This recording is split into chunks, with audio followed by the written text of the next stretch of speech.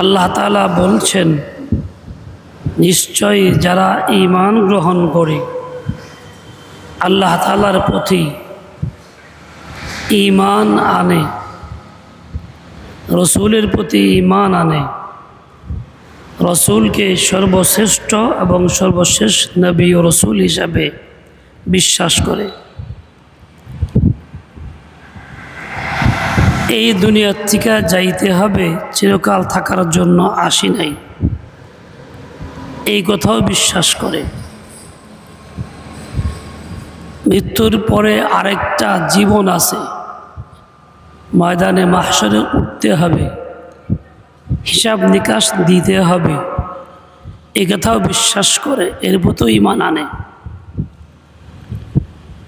আল্লাহ পাক এক মাখলুক বানাইছেন যাদেরকে ফারিস্তা বলি, নূরের তৈরি মাখলুক, তাদের সংখ্যা আমাদের জানা নাই, আমাদের দৃষ্টিতে অসংখ্য। এই মাখলুক আল্লাহ বানাইছেন, তারা আছে, আল্লাহ তাআলার হুকুম মতো চলে, আল্লাহর মর্জির খেলাফ এক মুহূর্তও চলে না, এই কথাও বিশ্বাস করে, এর প্রতিও ঈমান আনে। আল্লাহ তাআলা আমাদের হিদায়াতের জন্য, দুনিয়া ও আখিরাতের সকল কল্যাণের পথ দেখানোর জন্য আসমানি কিতাব সমূহ দিয়েছেন। তার মধ্যে সর্বশেষ কিতাব, শ্রেষ্ঠ কিতাব, যেটা কিয়ামত পর্যন্ত চলমান থাকবে, ধাবমান,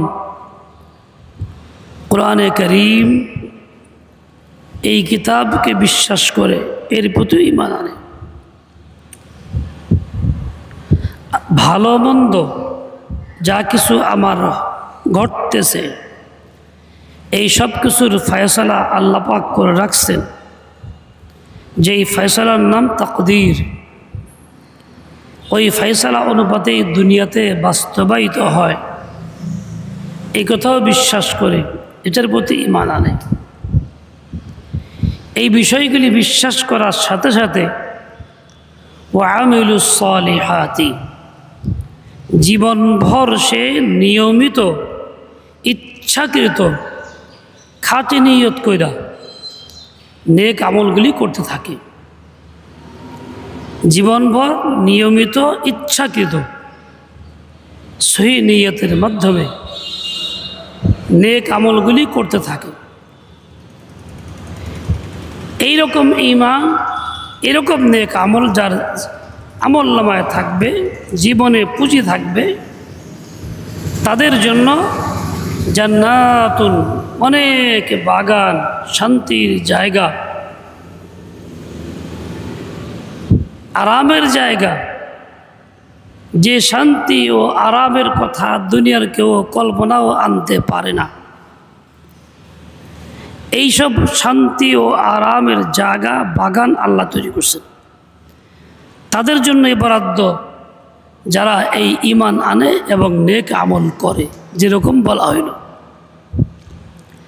এমন সব বাগান যেগুলির সৌন্দর্য বৃদ্ধি করছে, যেগুলির মধ্যে আরাম আরও বৃদ্ধি করছে নহরের দ্বারা, তাজরি মিন তাহতিহাল আনহার, যেগুলির নিচ দিয়া অনেক পানির নহর প্রবাহিত হয়। এরকম জান্নাতের মালিক যারা হবে, যারা পাবে ঈমান এবং নেক আমল করার মাধ্যমে, তাদের জন্য এটা অনেক বড় সফলতা, তাদের জন্য বড় সফলতা এটা, যালিকাল ফাউজুল কাবীর। এই দুইটা বিষয় ছাড়া দুনিয়াতে মানুষ যতই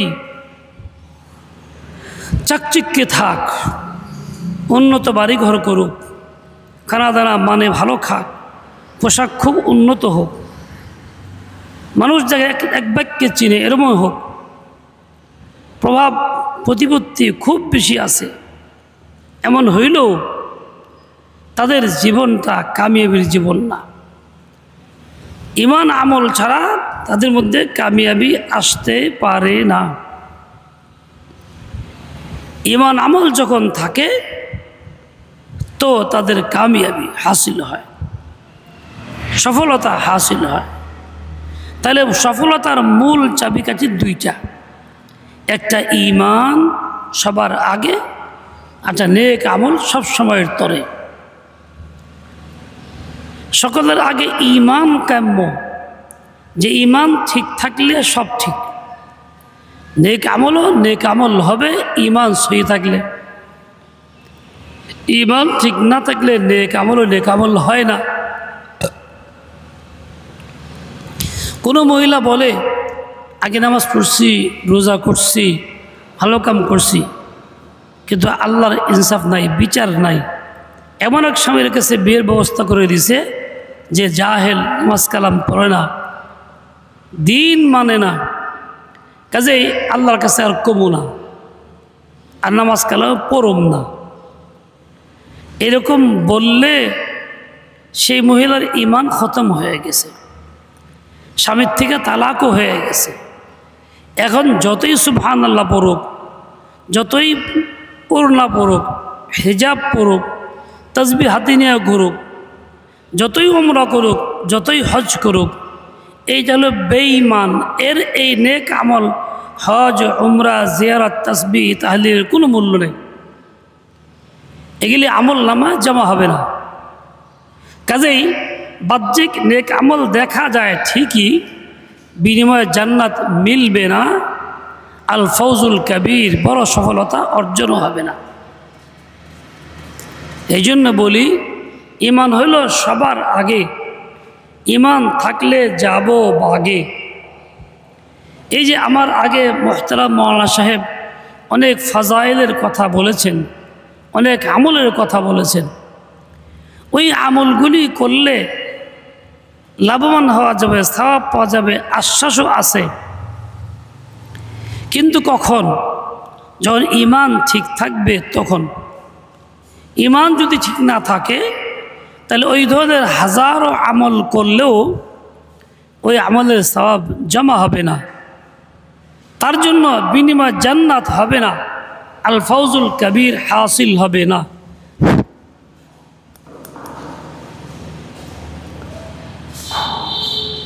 আসল হইল ঈমান, এরপরে নেক আমল। হাদিসে পাকের মধ্যে আসছে সুবহানাল্লাহ বিহামদিহি সুবহানাল্লাহিল আযীম, সহজ একটা আমল। এইটা মিজানের পাল্লাকে নেকি দ্বারা পরিপূর্ণ করে দেয়। মিজানের পাল্লায় এটা খুব ভারী ওজনদার হয়।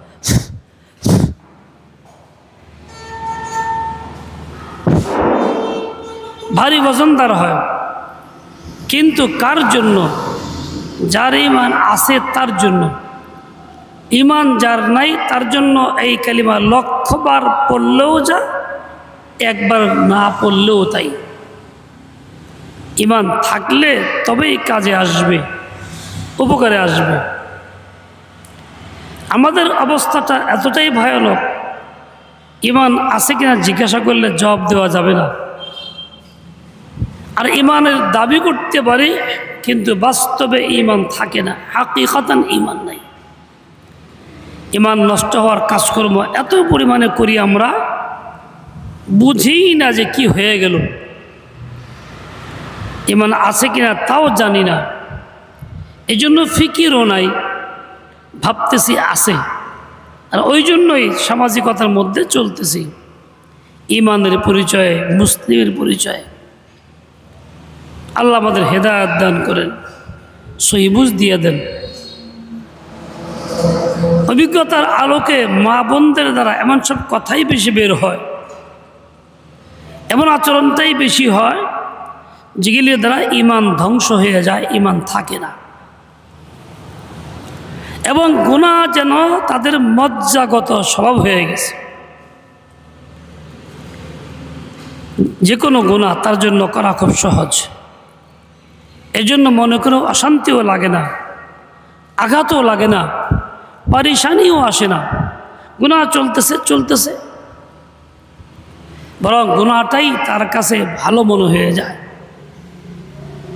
এমন অবস্থা সৃষ্টি হয়ে যেতেছে, দেশকে দেশ, গ্রামকে গ্রাম না, শুধু দেশকে দেশ হয়ে যেতেছে। আল্লাহ তাআলা ওই অবস্থা থেকে আমাদেরকে পানাহ দিয়ে দেন, ঈমান সহি করার তৌফিক দিয়ে দেন। এই যে কুরবানির ঈদ গেল, এর মধ্যে অনেক মানুষ মা বোন পাওয়া যাবে এমন যারা ঈমান নষ্ট করে ফেলছে।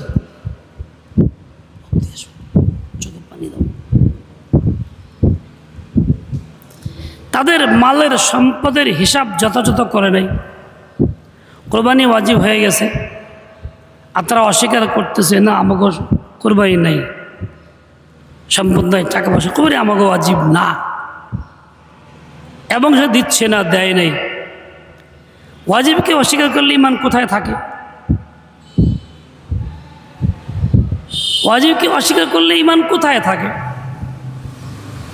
এরকমভাবে জাকাত ফরজ আছে অনেকের, বছর শেষান্তে জাকাত দেয় না, বলে আমাকে জাকাত নাই, জাকাত ফরজ না। অথচ সে মাসআলায় খবর রাখে না, সম্পদের যত হিসাব যথাযথ শরীর মোতাবেক করে না, এমনি অস্বীকার করে দেয়। ফরজকে অস্বীকার করলে ঈমান কোথায় থাকে? এভাবে জিন্দেগিতে অনেক আমল আছে যেগুলি দ্বারা ঈমান ধ্বংস হয়, খবর থাকে না, কইতে পারি না কি হইতেছে। অনেক ওয়াজিব তো ছেড়ে দেয়, অনেক ফরজ ছেড়ে দেয়, অনেক ওয়াজিব তো আদায়ই করি না। এই দিনগুলির মধ্যে তাকবীরে তাশরিক ওয়াজিব ছিল 5 দিন, অনেকেই পড়ি নাই, দিনগুলি পার হয়ে গেছে, কিংবা নামাজ 2-4 ওয়াক্ত বাদ দিয়ে দিয়েছি ঈদের বাহানায়, অনুষ্ঠানের বাহানায়, বাচ্চা কাচ্চা কান্নাকাটি ইত্যাদি করে শান্ত নাই, তাদের বাহানায় এই 5 দিনে যে কোনো নামাজ কাজা হয়ে গেলে, যখন ওই 5 দিনের ভিতরে যদি আদায় করে তাকবীরও আদায় করতে হয়, ওয়াজিব আদায় হবে। ওই 5 দিনের পরে যদি আদায় করা হয় কিংবা মোটেই না করা হয়, তাহলে একটা ওয়াজিব তার থেকে চিরতরে ছুটে গেল, সেই ওয়াজিবের কাজাও নাই, তাওবাও নাই, সে তওবাও করতে পারতেছে না, ফিকির নাই তাওবার। এরকম একটা ওয়াজিব জীবনে আছে আমাদের প্রত্যেকের, যেই ওয়াজিবটা অস্বীকার করার কেউ নাই, কিন্তু আমলের ক্ষেত্রে সবাই গাফলতের মধ্যে আছে।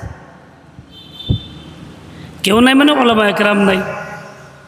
সেটা হলো ইসলামী আইন শাসন ব্যবস্থা প্রতিষ্ঠিত করা এবং তার জন্য মেহনত চেষ্টা করে যাওয়া, এটা ওয়াজিব প্রত্যেক ব্যক্তির উপরে, প্রত্যেক পুরুষের উপরে, প্রত্যেক নারীর উপরে, কি আলেম কি গায়রে আলেম, সবার উপরে।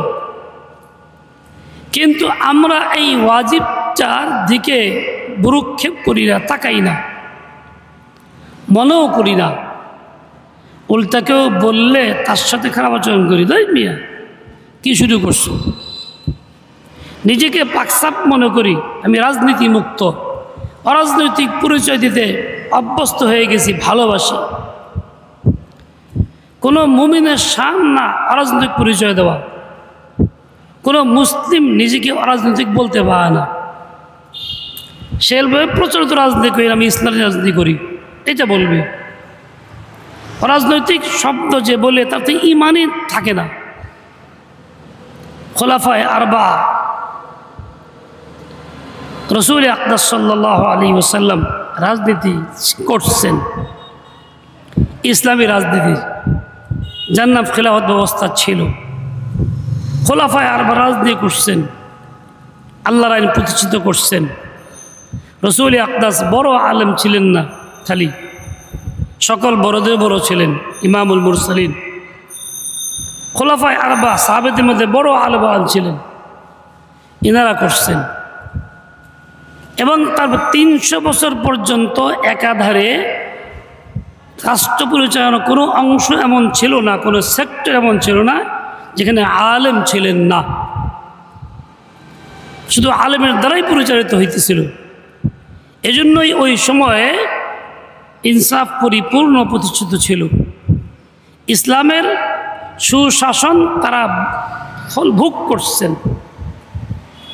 এখন আমরা কি আলেম হইলাম যে আমরা রাজনীতিমুক্ত, অরাজনৈতিক, এটা আমাদের কাজ না, এটা ভালোবাসি না, এসব উক্তি যেদিন থেকে আলেমরা মনে করছে রাজনীতি আমাদের কাজ না, সেদিন থেকে উম্মতের ধ্বংস আসছে, ইসলাম ধ্বংস হয়েছে, আল্লাহ তাআলা আইন বাস্তব হইতেছে না, ইসলামের সেই সুশাসন সুফল ভোগ করতে পারতেছি না। খানা পাকায় বাবুর্চি ভালো পাকানো শিখছে, খায় নাই। আমরা ওরকম রাহবরি করি, ওলামায়ে উম্মত, মানুষকে পথ দেখাই, পাকানো শিখছি, খাই না, নিজে খাইতেও দেই না, জিন্দেগি এবার বরবাদ করতেছে। তো এই যে ওয়াজিবটা আল্লাহর আইনে, দুনিয়াতে আল্লাহর আইন প্রতিষ্ঠিত কেমনে হয়, আল্লাহর আইনে সমাজ কেমনে চলে, এর মেহনত, এর চিন্তা, এর চেষ্টা সকলের জন্য ওয়াজিব। একজন ইমাম এবং খলিফা নির্ধারণ করা যেমন ওয়াজিব। কেন? ইমাম খলিফা কি করবেন? দ্বীনের বহু শোবা আছে যেগুলি ইমামের দ্বারা পরিপূর্ণ করা সম্ভব, অন্য কারো দ্বারা নয়। যেমন যাবতীয় দ্বন্দ্ববিধি যা আছে, চুরির শাস্তি হোক, জিনার শাস্তি হোক, খুন খারাপের শাস্তি হোক, ইমাম ছাড়া এগুলি বাস্তবায়ন করতে পারে না, পারবেও না। এই সমস্ত হুকুম বাস্তবায়িত করার জন্য ইমাম জরুরি, ওই ইমাম নির্ধারণ করা জরুরি, তার জন্য চেষ্টা করা জরুরি, ওয়াজিব। এই ওয়াজিবটা চিরস্থায়ী ছেড়ে দিয়েছি, যারা কাজা হচ্ছে না, জীবন যাইতেছে, কাজা করা সম্ভব হইতেছে না।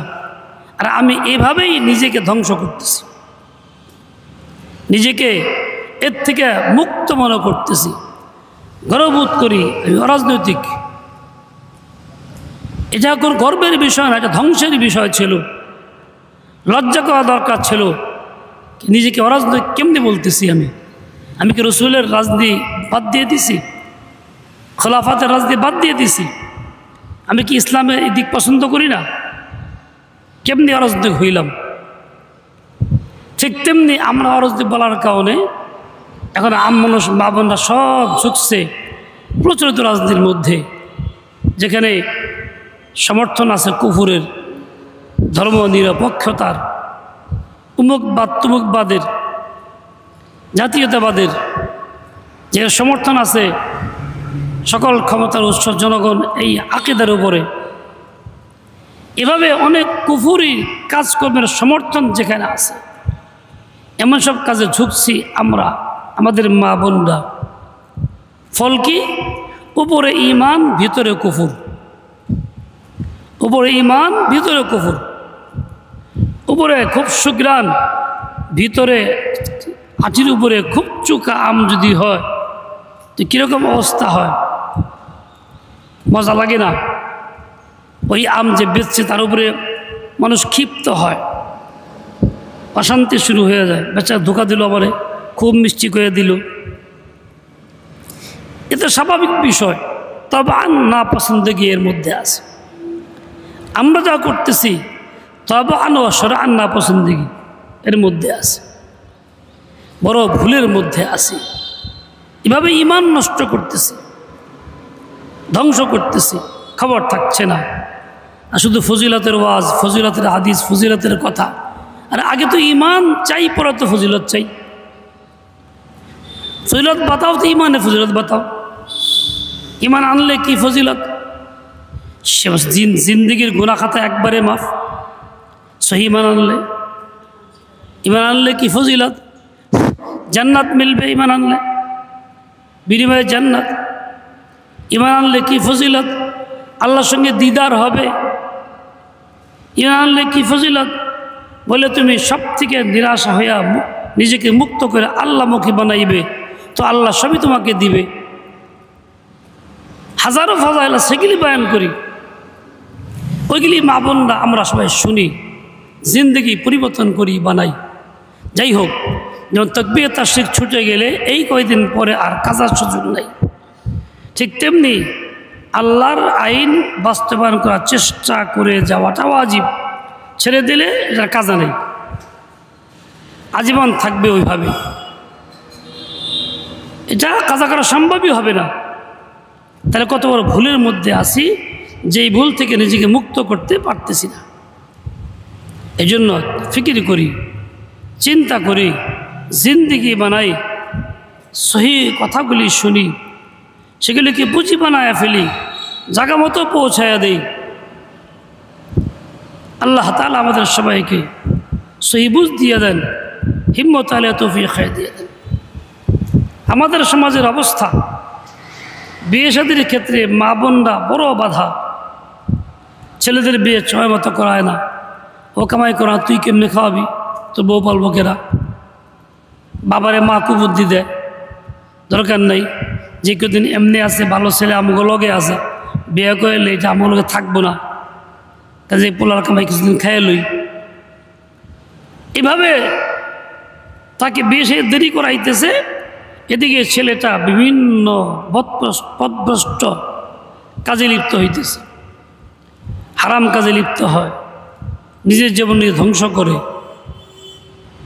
চৌরঙ্গের হেফাজত করে না, স্বাস্থ্যহানি ঘটায়, আল্লাহর প্রতি ঈমান আস্থাও হারায় যায়, জাহান্নামের ভয় অন্তরে থাকে না, সেইভাবে বিকলাঙ্গও হয়ে যায়। অনেক দেখা গেছে বাপ মা এভাবেই তাকে বঞ্চিত করতেছে।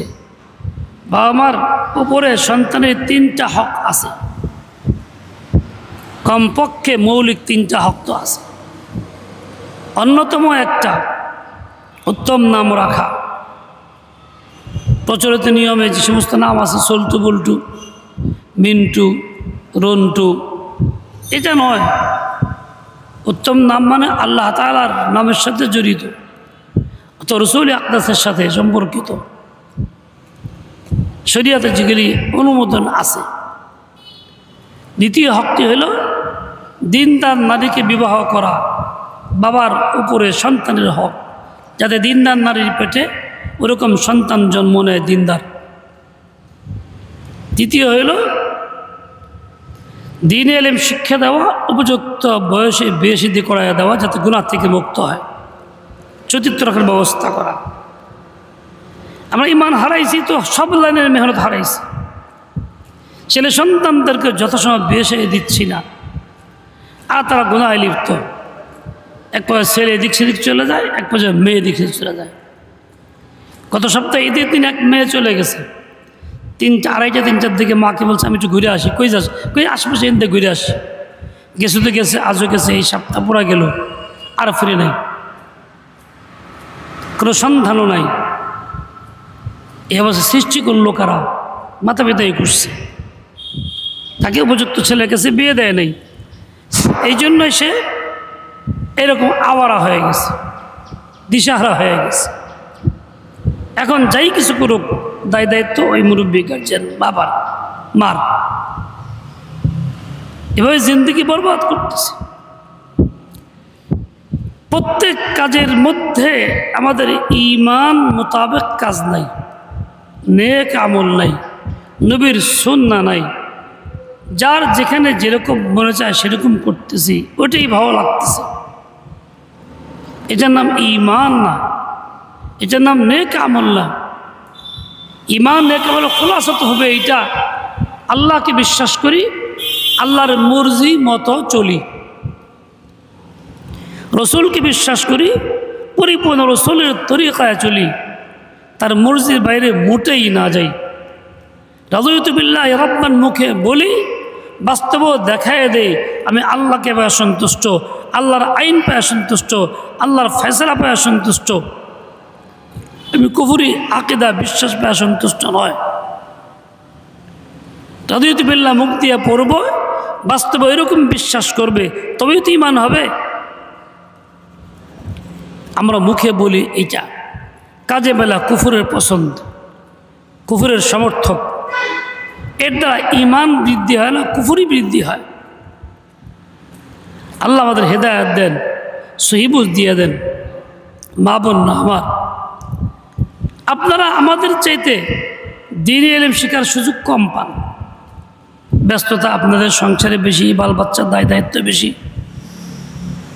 অনেক কাজ সংসারে আঞ্জাম দিতে হয়। তাই বলে এই সমস্ত কাজ ইত্যাদি আপনার জন্য ওজর নয়। এমন না এই কারণে শিখতে পারলেন না, ইমান আনতে পারলেন না, তাই নাজাত মিলে যাবে, আল্লাহ আপনাকে ছাড় দিবেন, তাকে দিবেন না। আল্লাহ তাআলা এর মাঝেই আপনাকে দায়িত্ব দিয়েছেন, এর মাঝেই আপনাকে কাজ করতে হবে। মা বোনদের মধ্যে এই একটা বাহানা আছে,